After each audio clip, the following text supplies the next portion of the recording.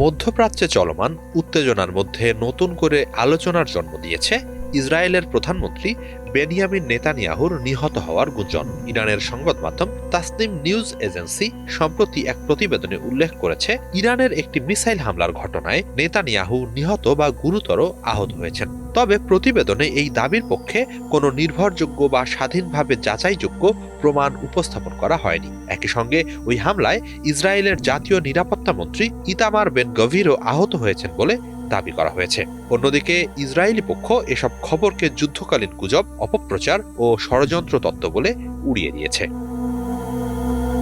ইরানি সংবাদ মাধ্যমে প্রকাশিত প্রতিবেদনে বলা হয়েছে, কয়েকদিন ধরে নেতানিয়াহুর পক্ষ থেকে কোনো নতুন ভিডিও বার্তা বা প্রকাশ্য বক্তব্য সামনে আসেনি। পাশাপাশি জেরুজালেমে তার সরকারি বাসভবনের নিরাপত্তা হঠাৎ করেই অস্বাভাবিক মাত্রায় জোরদার করা হয়েছে বলেও উল্লেখ করা হয়। এসব বিষয়কে ঘিরেই নানান জল্পনা ছড়াতে শুরু করেছে।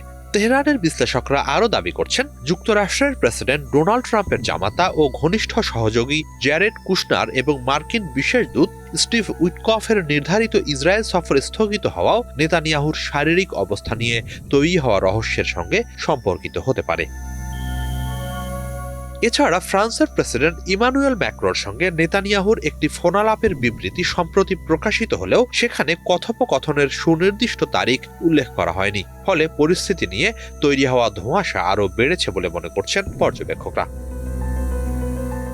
তাসনিম নিউজ তাদের প্রতিবেদনে সাবেক মার্কিন গোয়েন্দা কর্মকর্তা স্কট রিটারের একটি বক্তব্যেরও উল্লেখ করেছে। রুশ গণমাধ্যমে প্রচারিত তার উদ্ধৃতি অনুযায়ী বলা হয়েছে, ইরান নেতানিয়াহুর একটি গোপন অবস্থানে মিসাইল হামলা চালিয়েছে।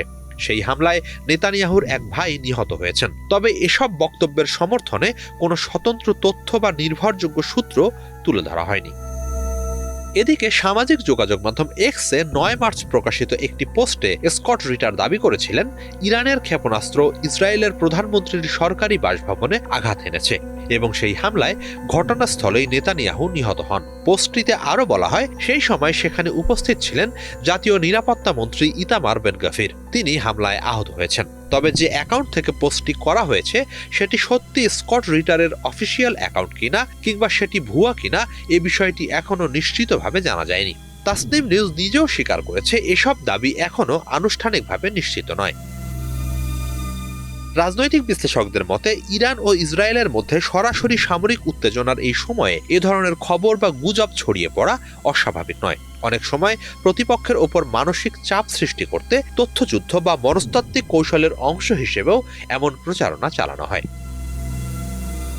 ইসরায়েলি কর্মকর্তারা আনুষ্ঠানিকভাবে এই গুজবের সরাসরি জবাব না দিলেও দেশটির সংবাদ মাধ্যম জেরুজালেম পোস্ট ঘনিষ্ঠ সূত্রের বরাত দিয়ে জানিয়েছে, নেতানিয়াহু নিয়মিত দাপ্তরিক দায়িত্ব পালন করে যাচ্ছেন। নিরাপত্তাজনিত কারণে তার চলাফেরা ও অবস্থান সম্পর্কে বিস্তারিত তথ্য প্রকাশ করা হচ্ছে না বলেও ওই সূত্র জানিয়েছে।